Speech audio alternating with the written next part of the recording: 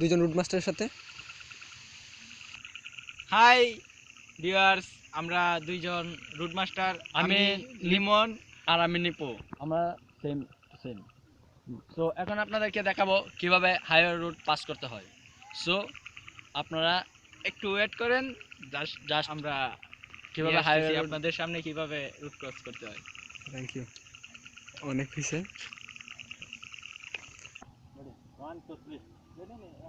Ready ready.